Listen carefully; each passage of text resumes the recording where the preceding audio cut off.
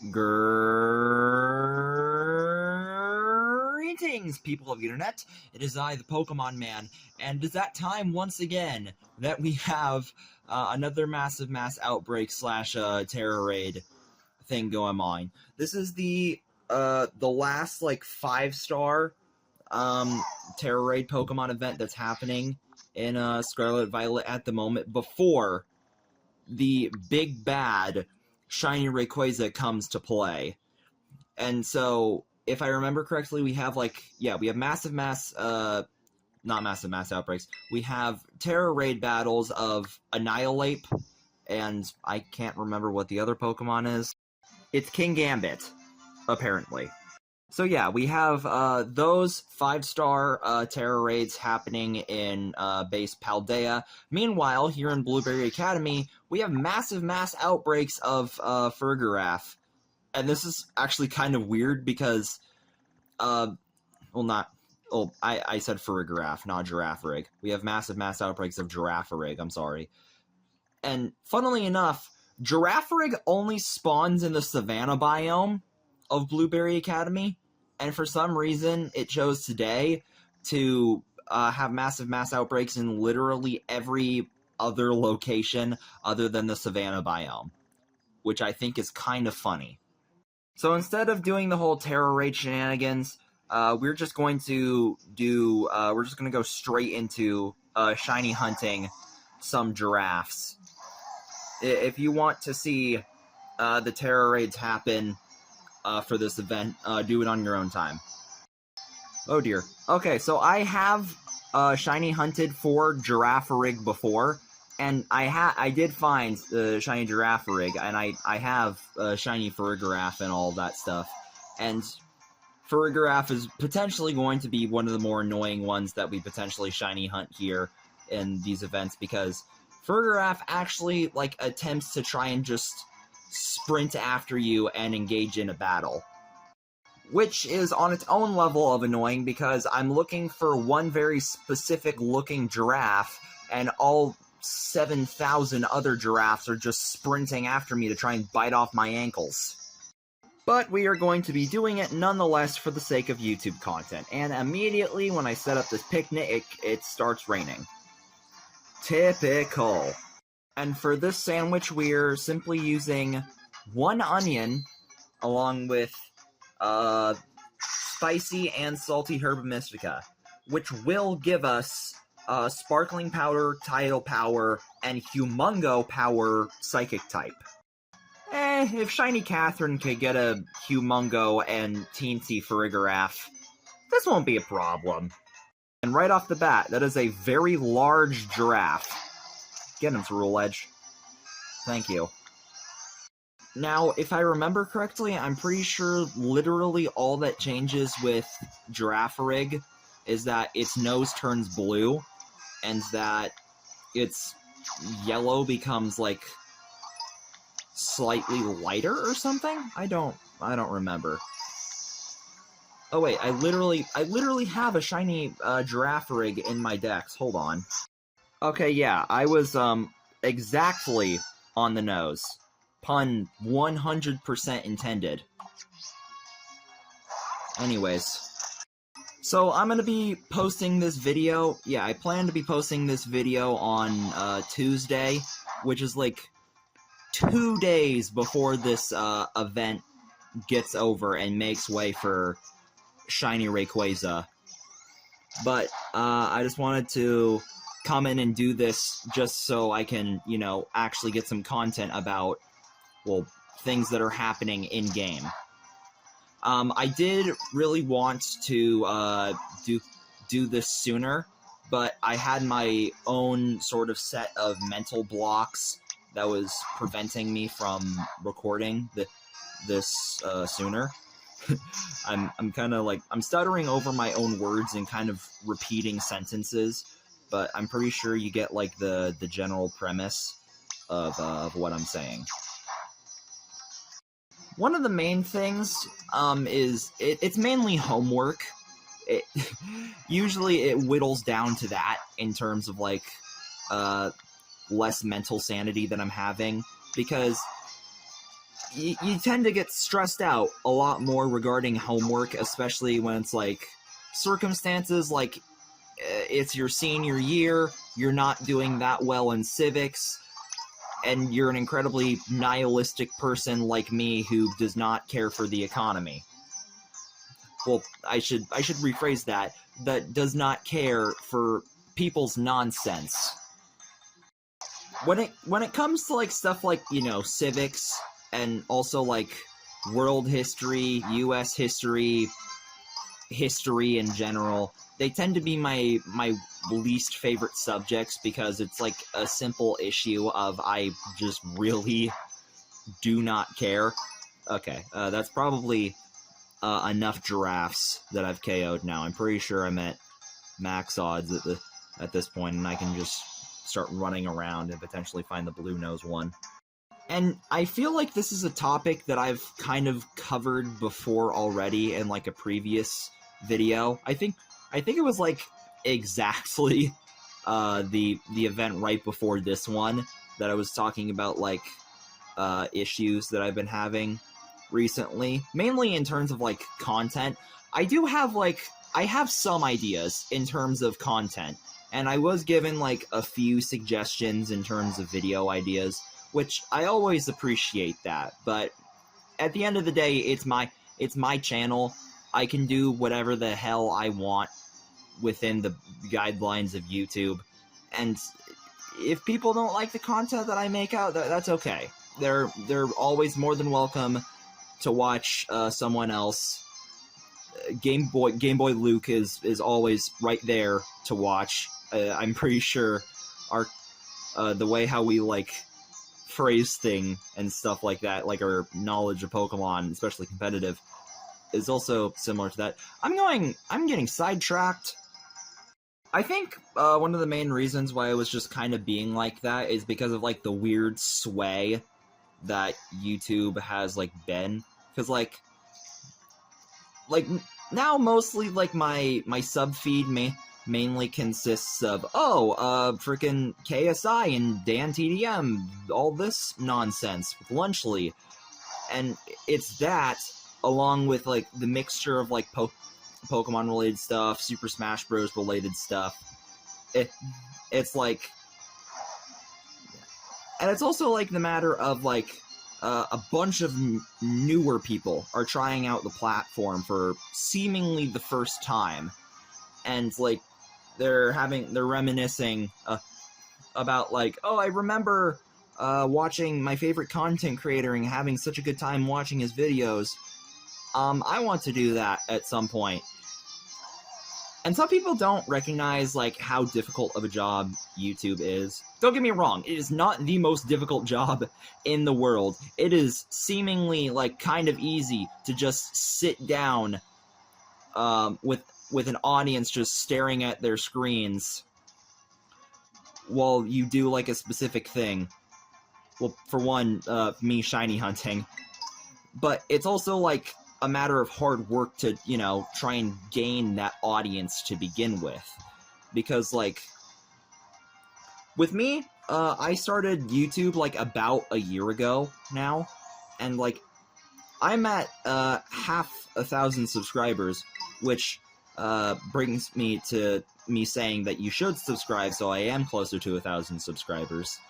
But I had to work really hard to get where I am at this very moment. I had to come up with content ideas that kind of like, you know, just clicked with people, that made them want to come back to my channel. One of them was mainly the Shiny Arceus series that I did that was like a shorts thing, which I do plan to bring back at some point, but I do want to do other things. And also, at the same time, it's hard to come up with, like, new content ideas when you're, like, also dealing with, like, a lot of stress of, like, a bunch of different things as well. Like, when you're dealing with stress about school, stress about keeping relationships with friends and girlfriends and all that stuff. Because right now, I'm just kind of, like, in the balance of, I'm balancing, like, coming up with ideas and coming up with the time to make YouTube videos while also being a loyal friend and loyal boyfriend, and while also thinking about potential Christmas gifts for said friends / girlfriend, and also aunts, uncles, cousins, all that. It's like Christmas time rolls around, it's like, oh, now I have to start thinking about people and like what they like and what I have to give them, and I have to make sure that they super 100% like this gift, otherwise I'm going to feel like garbage. I feel like a lot of people can relate to me in like that sort of sense, because there's like a certain level of stress in terms of like gift giving. And I'm pretty sure that like Sheldon Cooper even like talked about it a little bit in like an episode of Big Bang Theory. Yes, I do watch that show, and it's genuinely really good. Now, I have thought of gifts that I could give her, and in fact, I do actually have one of the items that I do plan to give her on my right to on my desk, which I am not going to show on camera because I know very well that she watches my videos. Not all the time, but I know that she watches them sometimes, so I'm not risking it. And in case you ask the question, oh, Pokemon Man, is it Pokemon related? Yes, of course it's going to be Pokemon related. Who do you think you're talking to? I'm the so-called self-proclaimed Pokemon Man for a reason. It's not because I'm a YouTuber. It's because I know a lot about this franchise, and I'm very obsessive. Now, regarding the main like task at hand, it's been like 20 minutes at this point now, like 20 minutes into this sandwich, and I have not found like a single shiny, yet again proving that these massive mass outbreak events don't have increased shiny odds, which I've said repeatedly is stupid. But also, I'm worried that it's going to be like something similar to like the situation I had with Wooper, where I only found the shiny at like when the sandwich when the sandwich like exactly ended. Like when the sandwich ended, that's when the shiny Wooper decided to like show up. And I'm like slightly worried that we're gonna have like a situation like kind of like that, except like the giraffe's just not going to appear at all. Which that's kind of a reasonable understanding of a worry to have when it comes to shiny hunting. And shiny hunting in Scarlet and Violet, oh crap, I just ran into that one. Shiny hunting in Scarlet and Violet is much easier now than it has been in previous games, but that being said, that's not to say that finding a shiny Pokemon is not difficult, because you are never actually... I'm so pissed. I am actually so unbelievably pissed. This...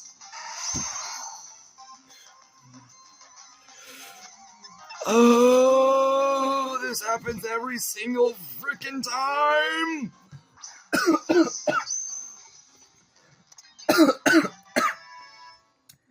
Son of a basket.